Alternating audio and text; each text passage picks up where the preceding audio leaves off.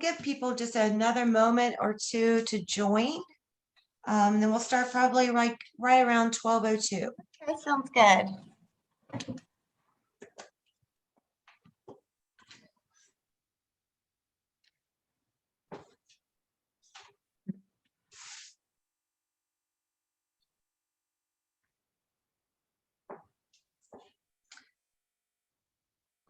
Well, I think we've given people enough time if they're going to click on the link, but obviously latecomers will be admitted. So let's just go ahead and kick this off. I'm Tony with the Virginia Poverty Law Center, and it's my pleasure to introduce Robin and Christie. Robin works for the Central Virginia Legal Aid Society. She's based in the Charlottesville office, and Christie is with the Virginia Poverty Law Center. And it's a statewide organization based in Richmond. So with nothing more on my part, I'm just going to go ahead and turn it over to Christie and Robin. Okay. Well, welcome everybody. I'm going to go ahead and share my screen with the PowerPoint. So bear with me.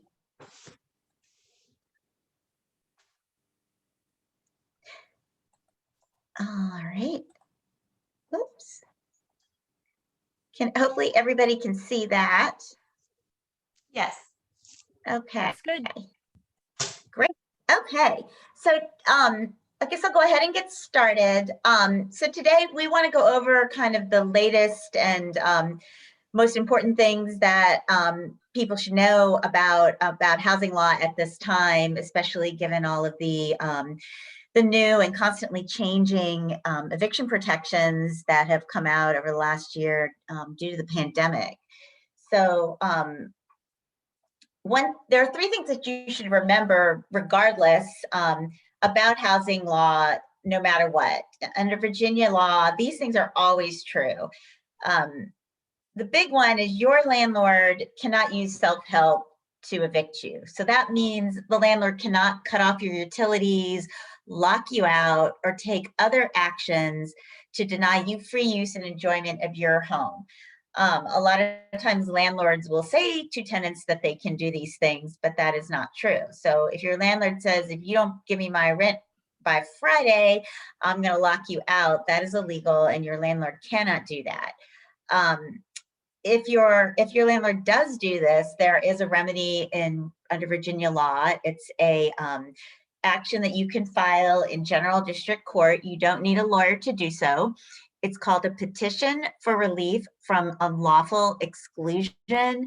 And you can go down to the clerk's office and fill out the form saying, you know, your landlord locked you out or turned off utilities, and ask the court to obviously, you know, let you back in. And I'll go over this later, but there are certain damages that you can ask the court to ask against your landlord. So, and just as a teaser to keep you guys here, the damages that are available beginning July 1st for this are surprising. And so we'll get to that slide later on in the presentation. I think it'll be a pretty good deterrent for landlords that want to try this.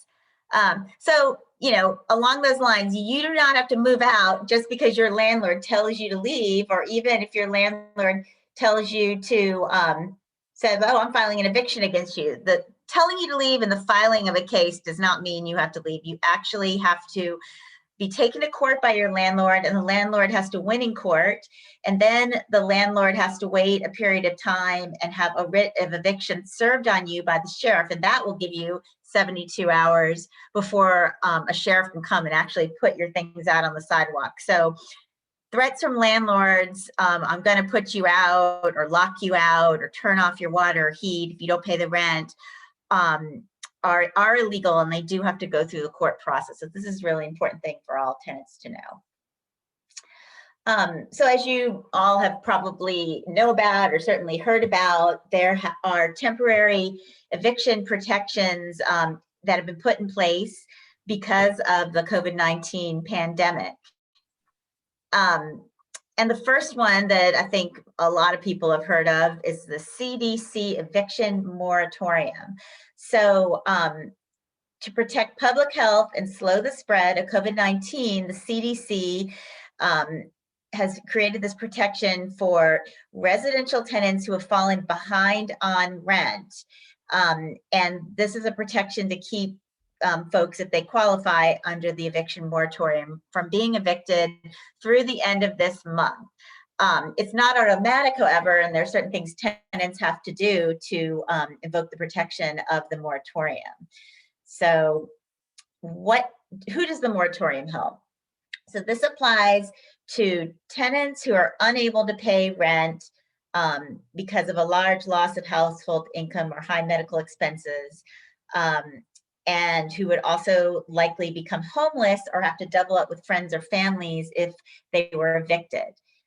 Tenants cannot make more than $99,000 a year or $198,000 a year for a couple, and they must be facing eviction for not paying rent. So this wouldn't apply to somebody facing eviction for some other reason, like they broke some kind of rule in the lease that did not involve rent.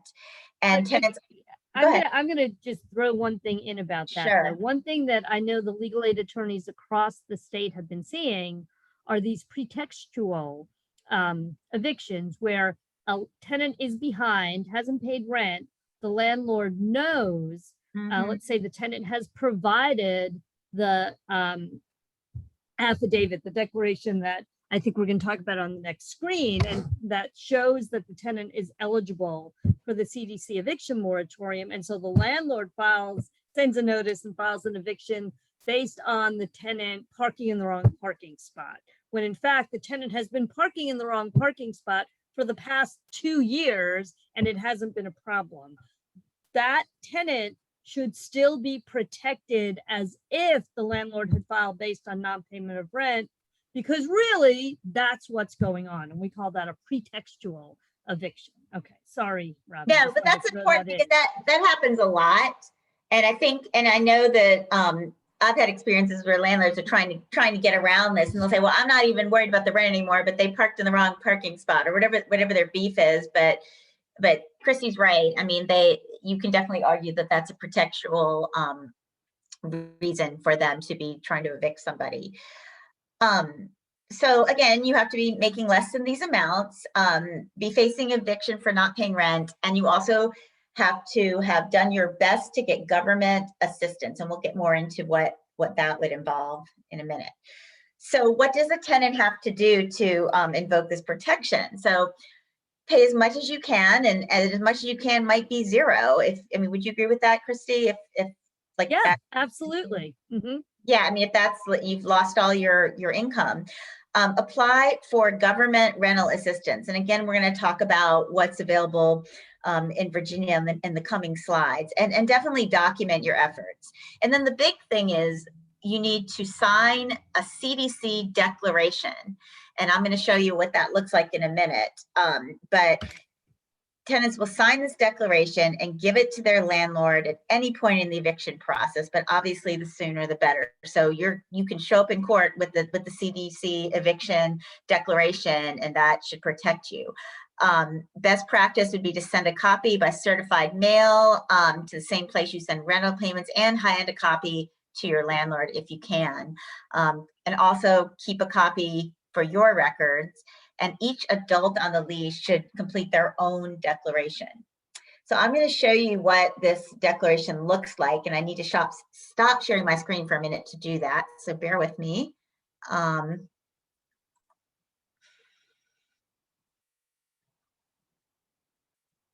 we go. Sorry.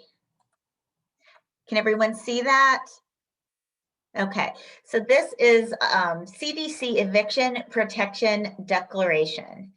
So you go down here and you determine if you qualify. So you have to check one box in each of these columns, column A and column B.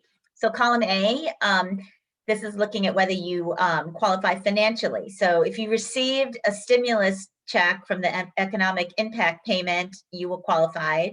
If you weren't required to report any income to the IRS, or if you can attest that you've earned less than the amounts shown right there. And also, if you receive one of these government benefits, you're likely to have earned this under this amount. I'm sorry. If you receive any of these benefits, you're going to be under that amount. So you need to check one of those boxes.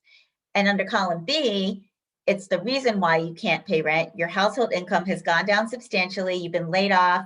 My hours or wages have been cut, or I have extraordinary out-of-pocket medical expenses. So you got to check one of those, and you got to check one of those under column A. And if you can't check one under each column, then you wouldn't qualify.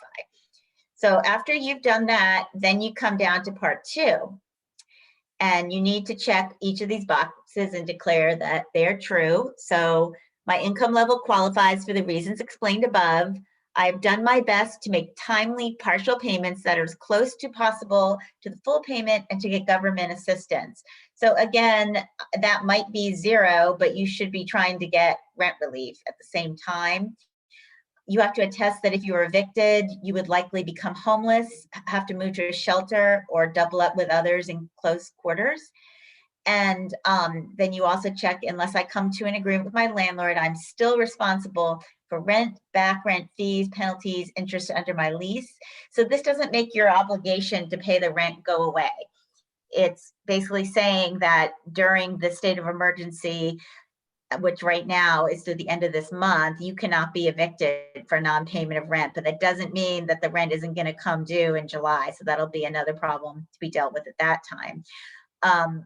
It says you still have to follow the conditions of your lease, and unless you come to an agreement with your landlord, if you fail to make required payments, you could be evicted when the temporary halt of eviction ends. So again, you will still have the obligation to pay the rent when the moratorium ends, and that you could still be evicted for reasons other than not paying rent. But again, as Christie says, landlords, you can look for a protectural defense to that if it's something that seems kind of petty, like you parked in the wrong parking spot and I want to get you out for that. So Christie, do you have anything else to add to the CDC moratorium? No, other than to say I have not, unlike in the past when the moratorium was set to expire, I haven't heard any buzz this time about it being extended again. So okay. I think this might really be the end. Yeah, that makes sense. Okay, I'm having issues with my computer here. Sorry. And I can actually take over now that we're on the slides about the rent relief program, if you want, Robin. Go for it. So I think the most important thing for tenants right now, given that the CDC eviction protections are about to expire at the end of the month, and the extra notice requirements and requirement that landlords here in Virginia have to apply for rental assistance to pay the tenant's rent, that will also expire at the end of the month. So right now, beginning the 1st of July, it's really dependent upon getting the word out to tenants, to renters, that they can get their rent paid. And we'll go over the details over the next couple of slides. But the most important thing to know is that there is a lot of money in this rent relief program right now, and there is more on the way. All of it is coming from the federal government at this point. And the rent relief program can pay up to 15 months of rent for people who are eligible and meet the eligibility requirements. That can be rent that is past due, going as far back as April 1st of 2020. It can be future rent. You don't have to be behind in rent to qualify for this rental assistance. That is not an eligibility criteria. And the rent is actually paid prospectively 3 months at a time in one lump sum to the landlord. So it can give both landlords and tenants a great deal of peace of mind to get into this program and get that money that pays for 3 full months. So, and Robin, jump in anytime on these. Who is eligible for this rent? Well, first of all, you need to have some written proof that you are a tenant. Most people are going to have leases, but not everybody. Particularly, we know in rural Virginia, a lot of landlords don't use written leases. And so the tenant in those types of rental situations can use a receipt for having paid rent recently. They can use a pay or quit notice, I think is probably the most common thing they can use. But they can use any other type of documentation, even, if the landlord, and hopefully the landlord will be eager to get this money and willing to cooperate, the landlord can write a letter to the folks at who administer this program, just confirming that the landlord-tenant relationship exists. Tenants can also use something like a utility bill. The next yes.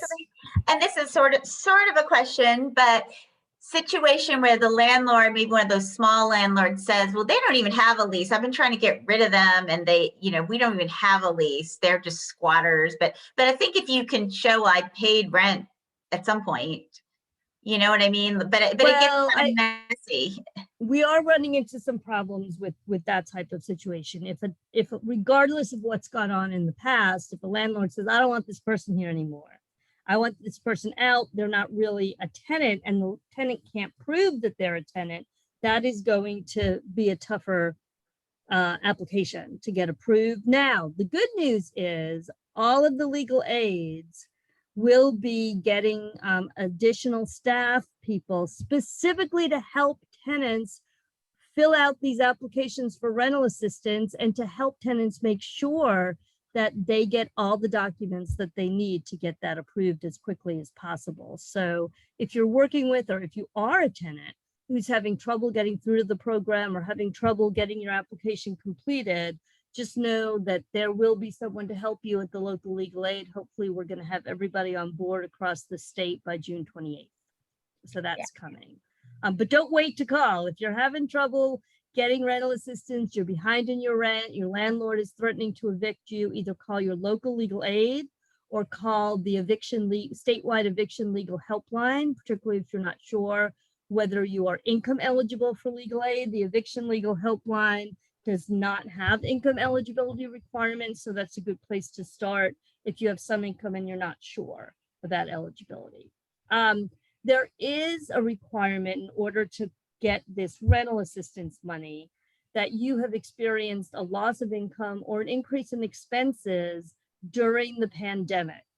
Almost everybody who can't pay their rent fits into this category. The folks who approve these applications for assistance are reading this very broadly, but these are just some examples of people who qualify if you're laid off, if you've had a reduction in hours, if your place of employment closed, and then other less directly related to employment loss, if you're no longer getting child or spousal support that you depend on, if you had to leave your job because your children's daycare or school closed and you had to stay home with them, if you were laid off just before or in the months before COVID hit, and you were looking for a job and it got a lot harder and you haven't been able to find new employment because of COVID.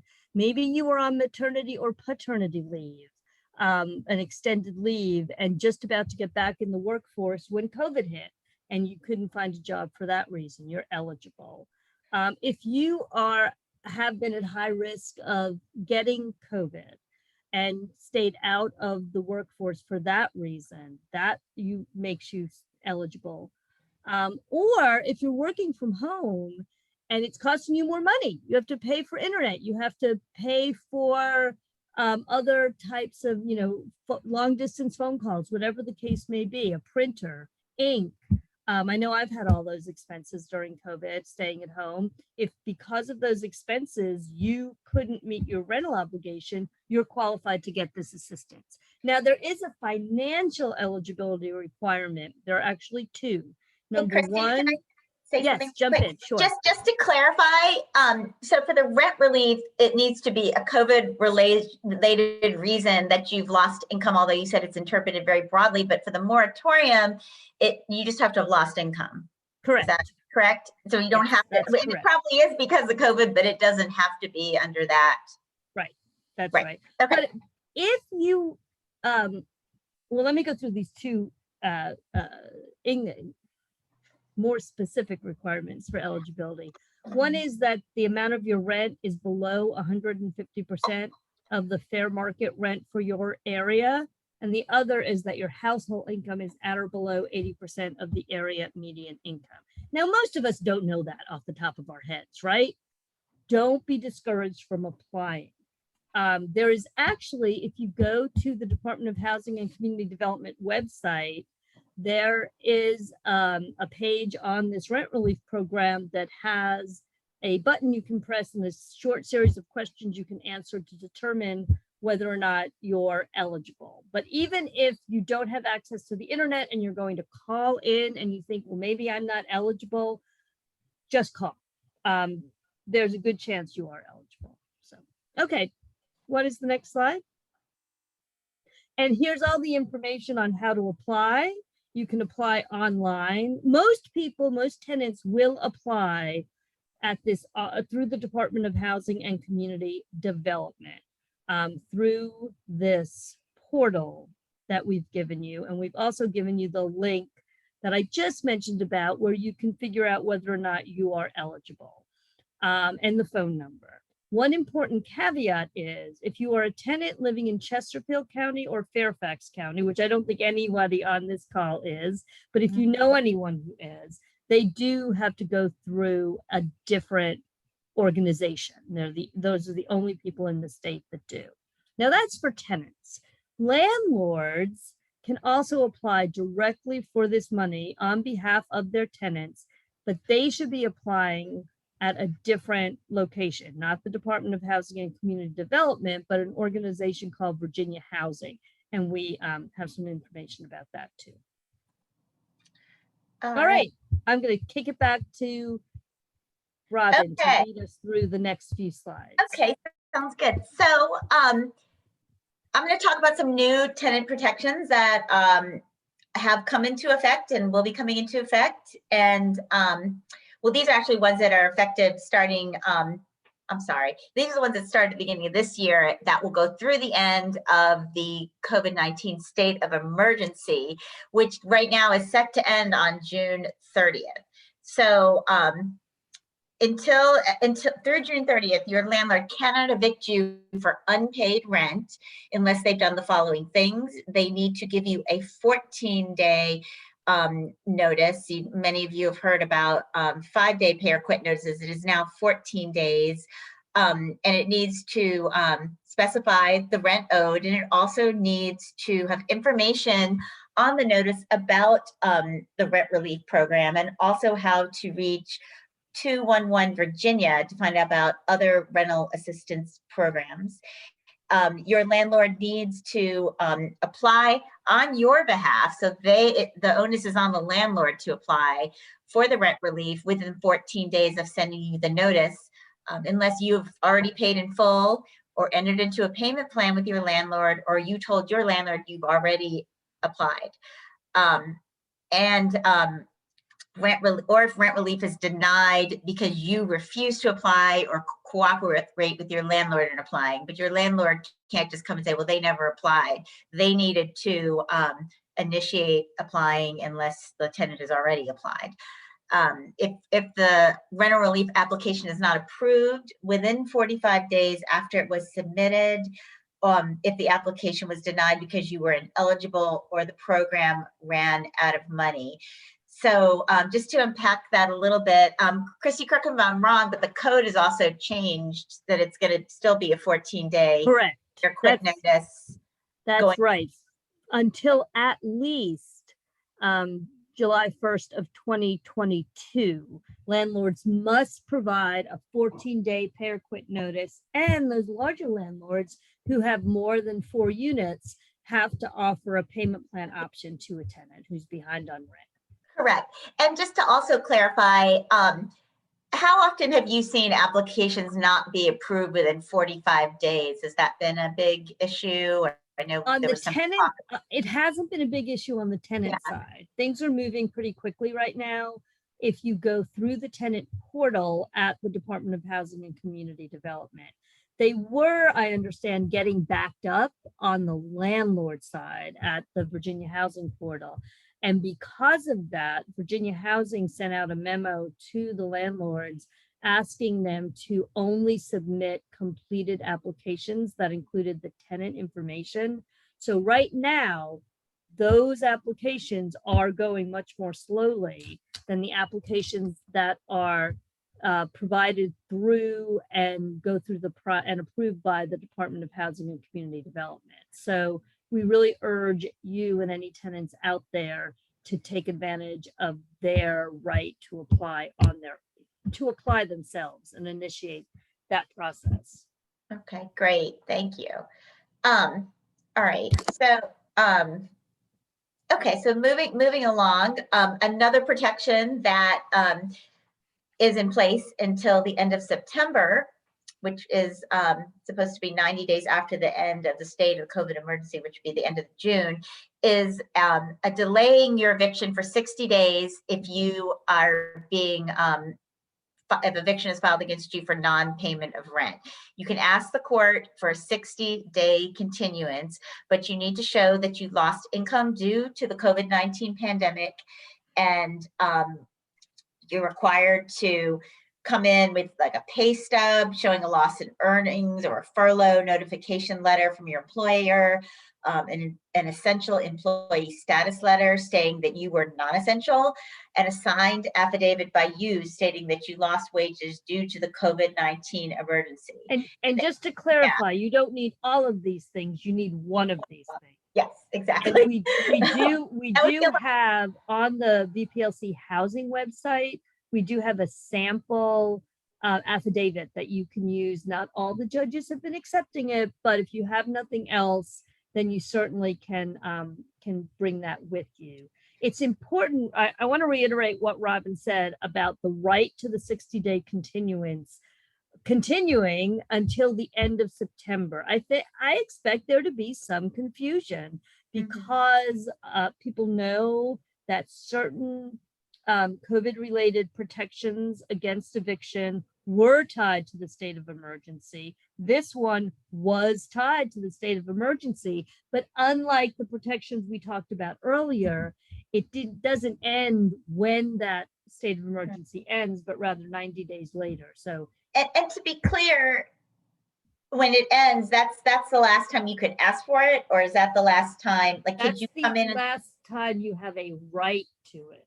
You're always able to ask for a continuance. And well, I mean, like if you come in on September 27th and say, I need 60-day continuance under this protection, yes, it will go on through November. Yes. Okay, that was my question, whether 60 days had to end then. Okay, so again, this is another way of kind of kicking the can down the road, but giving you more time to catch up on rent. So I think that this is definitely helpful for folks.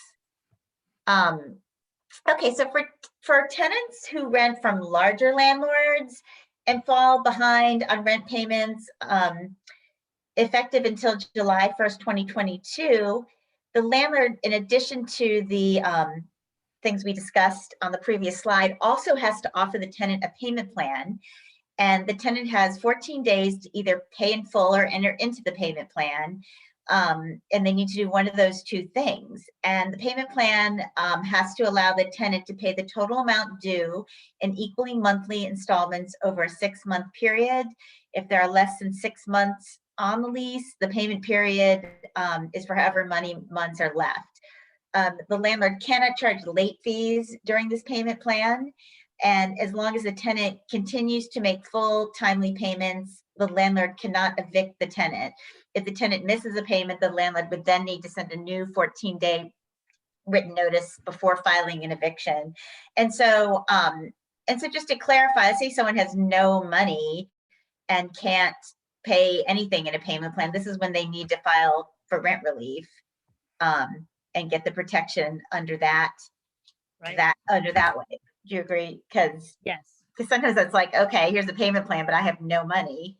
So, but they still would keep them from being evicted if they are applying. Well, here's the problem with the state of emergency ending. The landlord no longer has to wait. So the landlord must offer a payment plan. But if the tenant can't if the tenant can't make any payments under the plan, but instead files for rental assistance, then it's really kind of a race to judgment, because the landlord's going to go ahead and file the case in court while the tenant's application for rental assistance is going through the system. The landlord's case is going to be going through the judicial system. And so the tenant will hopefully get paid before, or rather the tenant's application will be approved before the court date, and then the landlord will be paid before the court date. The case will be dismissed.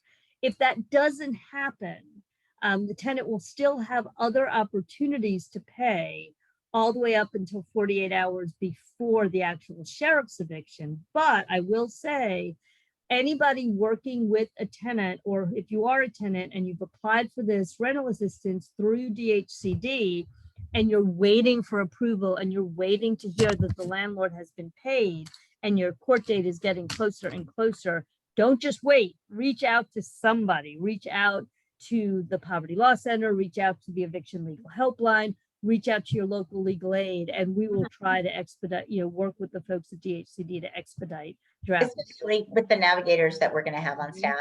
Yes. Exactly. Yeah. And okay. And so now we're going to talk about new landlord tenant laws that are going to start July 1st. And one of those involves the opportunity to pay up to 48 hours before you're evicted. So we'll talk, and this is it right here. Okay, so the right of redemption.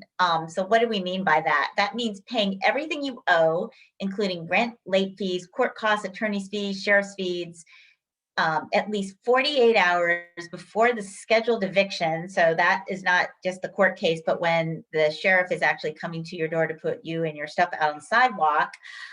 So 48 hours before that, in order to cancel the eviction and stay in your home. So this has been greatly expanded from what it used to be. So starting July 1st, when some of these other protections expire, this new protection will come into place. So as Christie was saying, and just to back up a little bit, now tenants can use this right of redemption any number of times, except for landlords with 4 or fewer units can limit redemption to once per lease term with written notice to the tenant. So would that be something that would be needed to be put in a lease? And then therefore, if it's not written, is there a default that they can use it as many times as they want to? No, they need to actually give notice. Yes, there is a default. Yes, the answer is yes. So the landlord has to either in the lease or in some other separate document when the lease starts, give the tenant notice that they are only able to redeem once every 12 months. If that notice doesn't go out to the tenant, then the tenant gets to redeem as often as he or she needs to. That's great. That's great. Okay. And so the landlord also needs to include clear language explaining the right of redemption in their pay or quit notice. And in this notice, it must state the exact amount you would need to pay in order to cancel the eviction.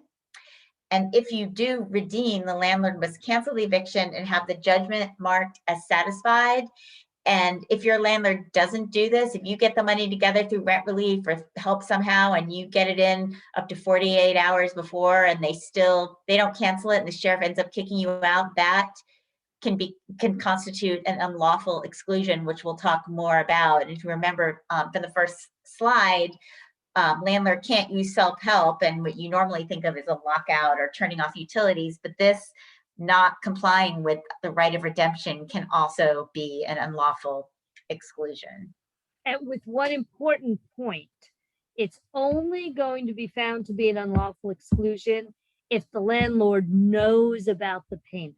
So that is really important. If you as a tenant or you're working with the tenant who gets the money within that before that 48-hour before the eviction deadline. So let's say they get served with the notice from the sheriff on a Friday and their eviction is going to be Monday morning, and they're able to make that payment to the landlord's office. Let's say one of the ways that they're allowed to make a payment is by slipping it through a mail slot at the office door. And they do that at 5:30 on the Friday and the eviction schedule for Monday. Well, that's more than 48 hours before.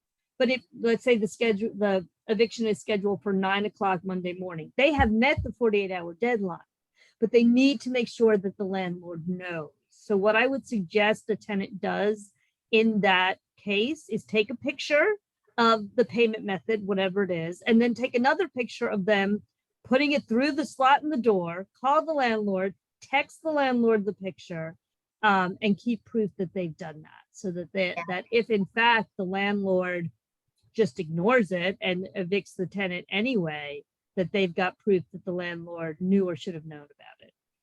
Right, right. Because the sheriff's going to need to have to hear from the landlord to affect this. It's not Exactly. going to be like, hi, I redeemed. And like, well, we got to hear from your landlord. So if they Right. don't cooperate, yeah. Exactly. Thanks. No, that's great, Christie. So, okay, so here's the unlawful exclusion that we were talking about before. So again, no self-help evictions. Landlord can't just change the lock or make your home unsafe or cut off essential services like water and electricity.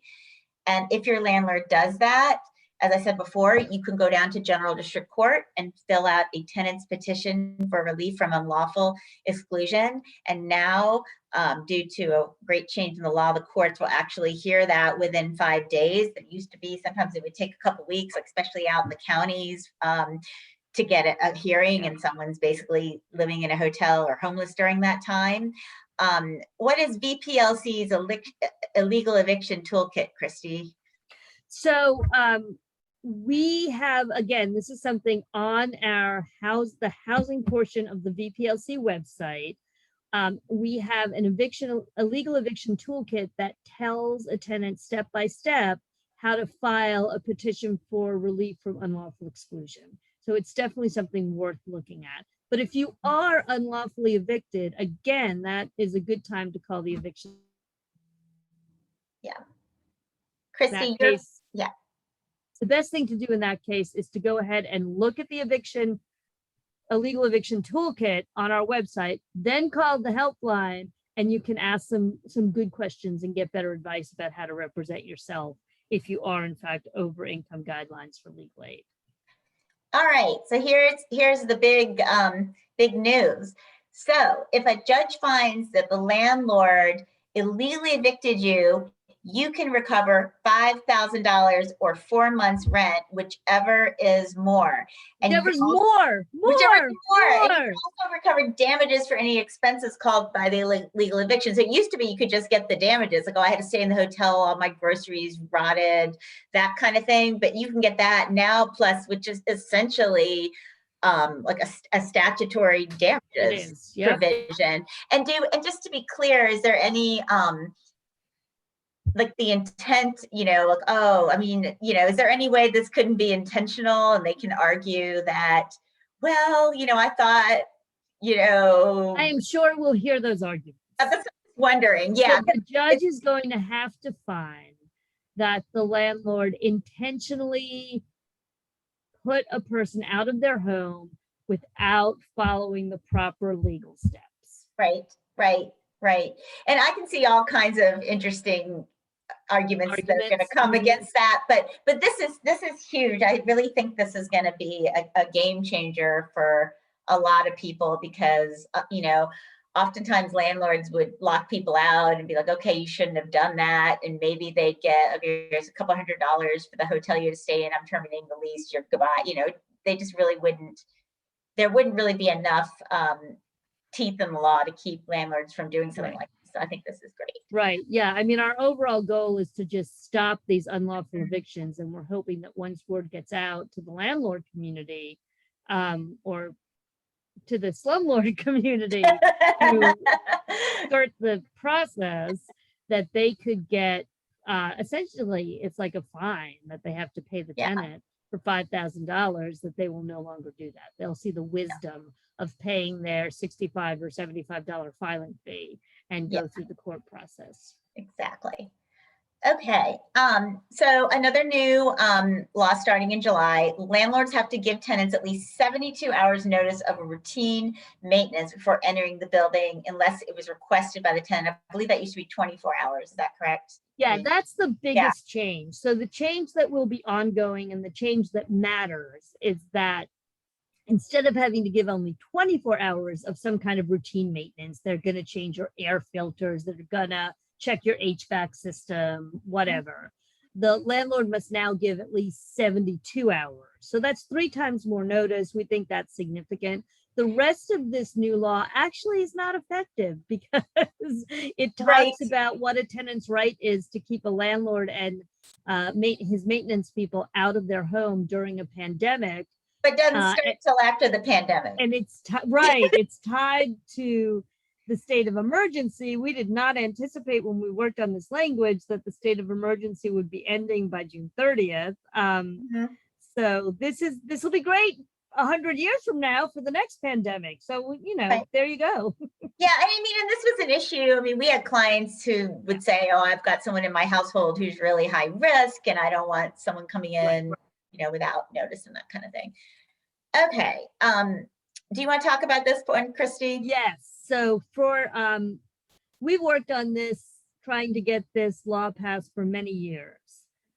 What has been happening for many, many years is that the standard lease, residential lease used by a lot of landlords includes a provision through which the tenant waives their rights under what's a federal law called the Servicemen's Civil Relief Act.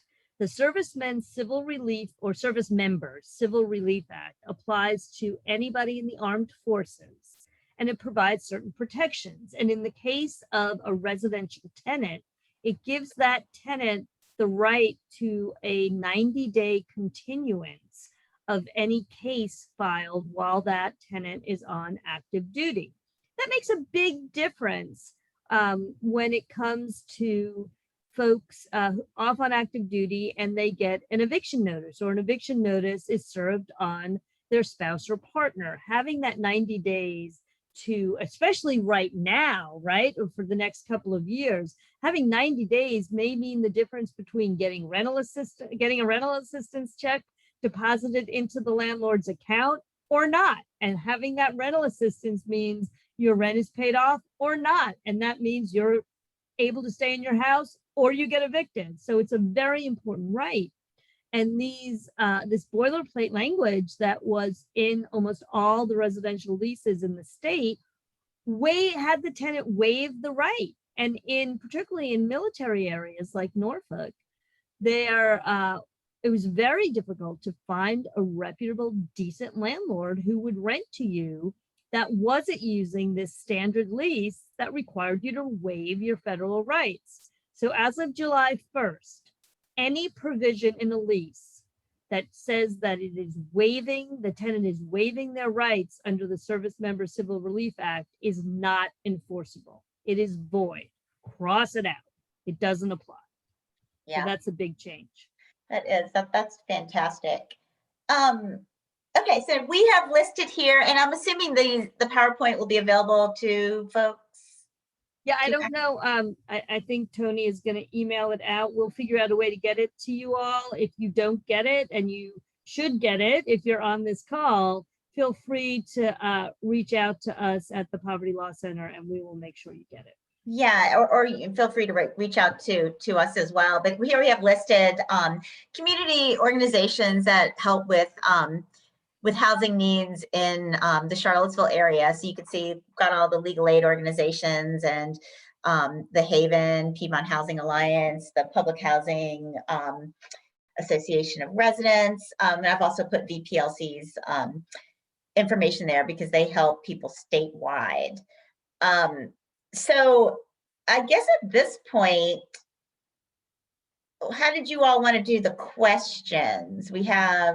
Yeah, any questions? Robin and Christie, if you guys, at this point in time, before we begin questions, I'm going to end the recording. I just want to thank everyone for listening today. And if you do have questions, if you're hearing this video, please reach out to Robin or Christie. And thank you so much. I'm going to hit Yeah. stop.